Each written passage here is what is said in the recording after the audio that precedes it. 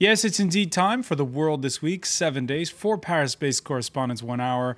And with us is Craig Capitas of Quartz in the Atlantic Group. Thank you for being with us.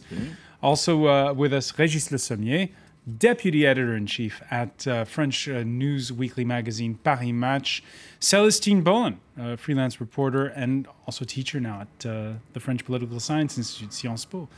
And Douglas Herbert, France 24 International Affairs Editor. The World This Week, where you can weigh in on the conversation, and you have on Facebook and also on Twitter. You can find us at François F24. Before the curtain rises on 4 days of spin and silly hats at the Democratic Convention in Charlotte, North Carolina, let's take a look back at 4 days of spin and silly hats at the Republican Convention in Tampa, Florida. The culminating moment, Thursday's official nomination of Mitt Romney as the party's presidential nominee. So, what was everyone in the newsroom talking about the day after? So, Mr. President, how do you handle promises that you made when you were running for election, and how do you handle it? I mean, what do you say to people? Do you just people were wondering, you don't have it, okay? Oh, what do you mean, shut up?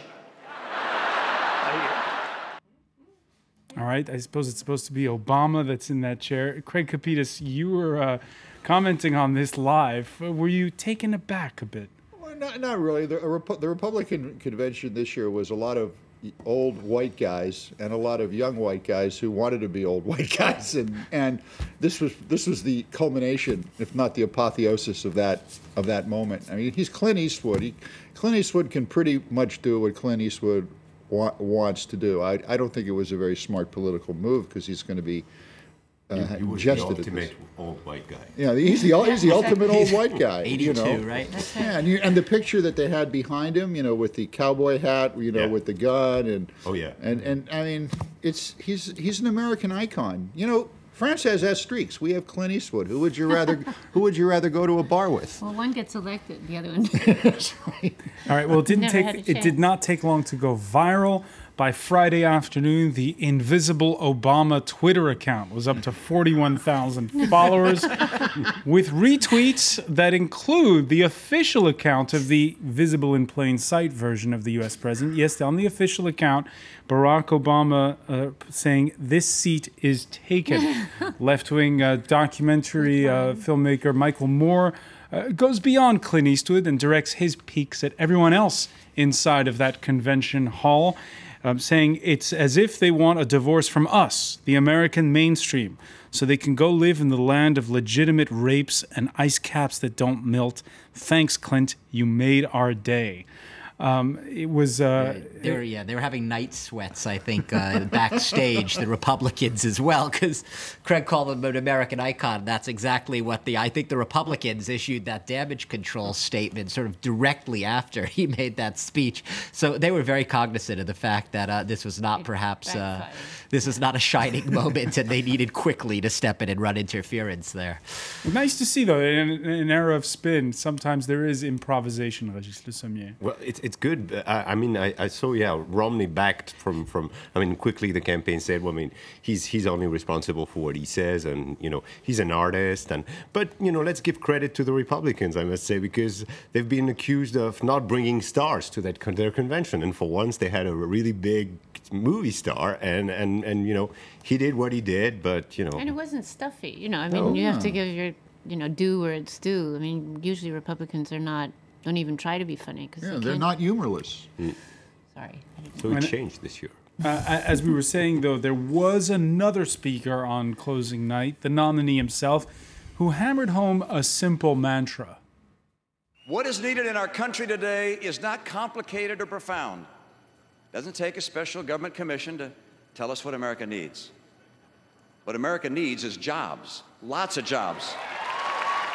12 million jobs, he says. 12 million jobs, Celestine Bolen. Where's he going to find them? That's an interesting question. No, I mean, I think it's interesting because he also went after Obama saying he doesn't have the qualifications that are needed now, which is to, have been in business, to have sort of had run a company. And the fact of the matter is that businessmen who've been elected presidents actually don't do very well.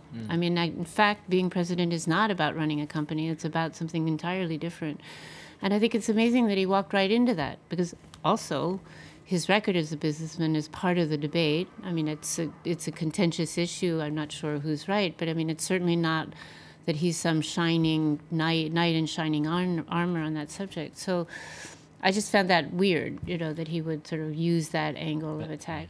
I mean, it's clear. I mean, all of this the voter polls showing basically hammer away at the economy. That is the number one issue in voters' minds. So, I mean, it's sort of polling 101, I suppose. Right. Yes, hammer away at Obama and his supposed broken promises, but just keep saying the economy, keep mentioning it, keep saying jobs. You say it enough times, throw out the figures, the 12 million jobs you'll create or whatever, 23 million unemployed right now in the U.S.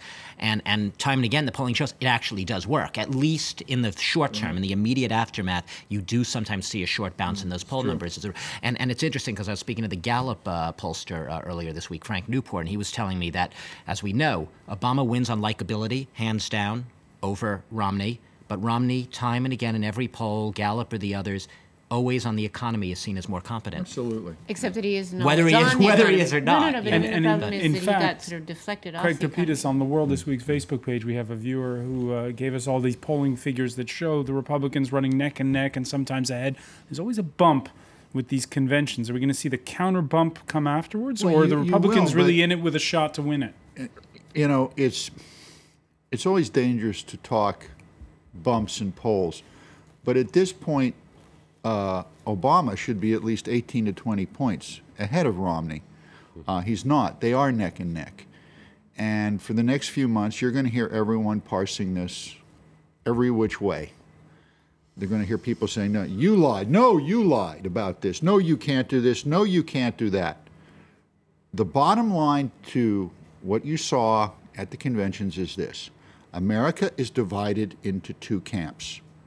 One camp believes that you need a chief executive officer now to run the country. You can criticize that, heap opprobrium on it, but that the situation is so bad, you need a CEO and a chief financial officer, Paul Ryan, whether one likes him or not, who's a number wonk, who can do this. The other camp is portrayed, rightly or wrongly, as essentially Smolny and St. Petersburg during the Russian Revolution with Lenin and the boys running around who want to turn the United States into a socialist country. And what you're seeing in the United States amongst the middle class is they believe that the White House is a socialist encampment, true or false. And that's where you see the argument. You see on the Republican network, Fox, that's all you hear. On MSNBC, the Democratic network, you hear the other. And this, I've never seen such a bifurcated election and people who are bifurcated over this. Romney tells lies, but you know what? Obama has told lies too. They all tell lies. The big criticism this morning of Romney was, well, he didn't give any specifics. No presidential candidate gives specifics during their acceptance speech. That's not the format for it. And this is going to continue, and it's going to get very contentious, very cantankerous, and it's going to be curious to see who pulls it off. He's only they're neck and neck. This is unheard of in modern polling at this point. And this was really unexpected, especially at this time, I think. And Yes. the problem, what I see is positive for the Republicans during this convention is that with the rise of Paul Ryan, it seems that they're in order. Now they're in order for the battle. Romney has found his running mate. They're going to go together. He's young. He's talented. He's not going to upstage him? Well, that's one of the problems. But for now, it seems that they're going to, work as a and Obama, and it's really going to be about the Republican has shown so far divisions. They saw there was a problem with women. Huge problem And with it women. continues. And it does. continues. It does. But they've tried it. I mean, Romney has tried it by bringing his wife, bringing Excuse me, that doesn't but- really cut it. But to go, and to focus and to shift the topic on the economy, on who's going to lead the country. Is Obama a decisive leader? Is he somebody who really is able to shake America and put it back on track? The people now have learned one thing about Obama. 4 years have passed. He has not really put America back on the real right But track. there were such high expectations going in. There I were. mean, There you know, were. to He had a Right. crisis to deal with. We know all that. And the same thing with Hollande in France right now. He's going to say, "Oh, there's such a huge crisis." However, Obama has been there for 4 years. And the American people are a bit pissed because they haven't seen America back at it. They haven't seen America really rising again. But he's also And faced so, an obstructionist, yeah. I mean, very Yeah. I mean, obstructionist, there's some- fiercely Which, partisan by the warfare. way, That's was right. one That's of right. the- That's what David Brooks wrote this morning. But that's interesting. But the problem is now. So it's going to be a problem of perception. Is Obama going to be held accountable on his record? And I think that's what the Republicans are doing. They're trying to shift from their own problem, their problem with women, their problem with rape, and all those. Usually, it was. a big No, but problem. I mean, And that's, but by the go way, I would also... after Obama on the economy, and if they succeed that, they have a chance. Craig was saying before. I'm sorry, but Craig was saying before that Obama. Maybe he should be. Some people think he should be ahead 18 to 20 points by now. You can make the opposite argument. It's amazing that he's not behind. Yeah. Perhaps 15 to 20 points. With the It's economy, amazing. when It's was amazing. When was given- unemployment at 9-10%? 9-10%. Given Do what he's the inherited, average- 2 wars, high unemployment, rising Can the soaring average national American debt. see the difference? Can the average American really feel that Obama has made so much or has made really an effort?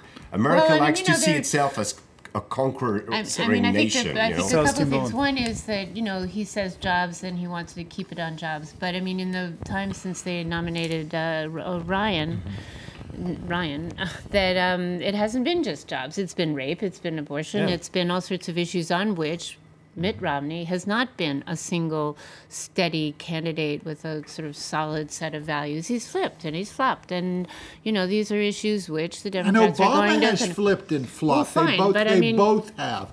I mean- Let's not forget that. Well, fine, but They're I mean, I'm both just saying equally that culpable. it leaves it's hard. It's easier to nail Romney on the flipping and the flopping than it is on Obama, So in is my Romney view. gonna be And there? honestly, even, I mean, like, as just with his flip-flop record, And even let's be fair here. 2012. Even on Ryan, who's being pitched as this economic mastermind who's maybe going to help salvage Romney's campaign, they're starting to crunch the numbers. They're starting to actually look at the substance of what he's saying. When push comes to shove, you see even when he starts talking about Medcare, it's he not. used the same numbers. He's using the same numbers, and 716 million, right. which is what It he's. starts to, when you really pick it apart, it sounds great. He's a great speaker. He's He's charismatic. young and he's dynamic, and that's He's good. young and dynamic, and that's what they're looking for. He's great on the podium. He's great for showmanship. You all make good points, but again, it goes back to this debate. No, That I many agree with people you. in the United States I agree. believe that it needs a chief executive officer No, you're to run it. No, I knew it. They but believe that was more Steve Forbes. They believe that's significantly, Ross I think it's a Perot. great Yeah, I divide. mean, In fact, it's yeah. a very deep. I've Yeah. just come back from the States, and I have to say it's really striking. I mean, it's almost like a sort of a religious. Is it because the war. mayor of New York's the you CEO are of a either company, here or Michael you are there. Bloomberg? Oh, What? please. No, but this lends us one. If I can say this quickly, Yeah. one final thing. Mitt Romney is not a politician. He's running for office. He fits all the definitions. He's not really a businessman either. No. though. Well, no, he actually. Who is he? He is a That's the businessman. title He- on a lot of. He's a you know, businessman. magazine He's an covers. organizer. He's a chief executive officer, but he's not a politician. Never has been. Well, and I'm saying Right, we'll see. businessmen don't make good politicians. I mean, that's going part back of to my. Hoover. And we'll see. No, I'm going back to sort of a bunch of others. I forget the names, but I mean, basically. James Garfield. Yeah, whatever. But I mean, it's Well, obviously, running a see company is not the same. how it goes again next week. It's the Democrats who will have their chance to tell their tale. Now, speaking of spin, Syrian President Bashar al-Assad sitting down for an hour with Adunia TV, a station majority owned by his cousin, controversial businessman Rami Makhlouf. In the first long interview since a July suicide attack on his inner circle, Assad admitted it would take time to defeat the rebellion, but expressed confidence and mocked those who've defected. Good people and patriots do not flee, do not leave their country. This operation is a positive operation. It's a self-cleansing of the government firstly and the country in general.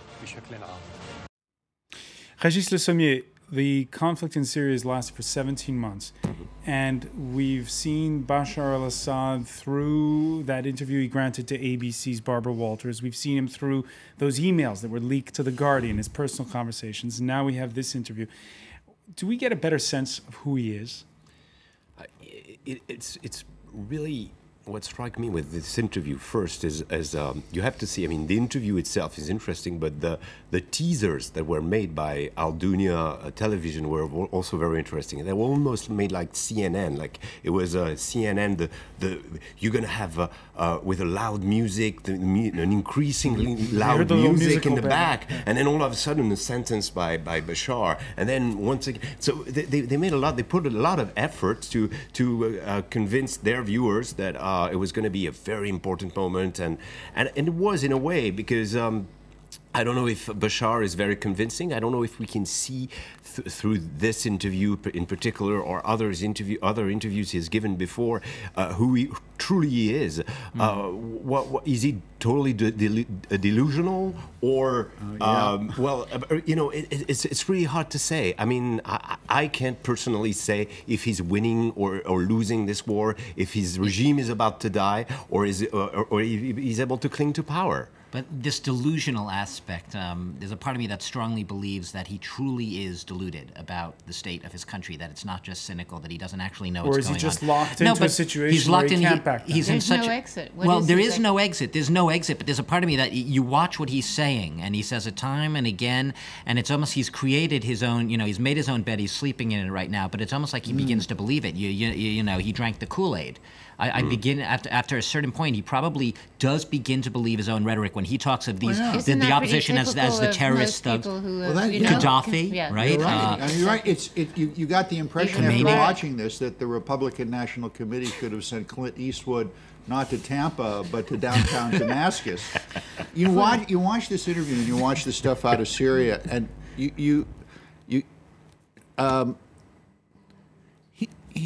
I have to say this because this is what he reminds me of. He reminds me of a Hitler figure in the last days of the bunker here. I mean, this man is delusional. He was just killing his own people before. Now he's massacring them, and everyone's worried about him using chemical weapons on him.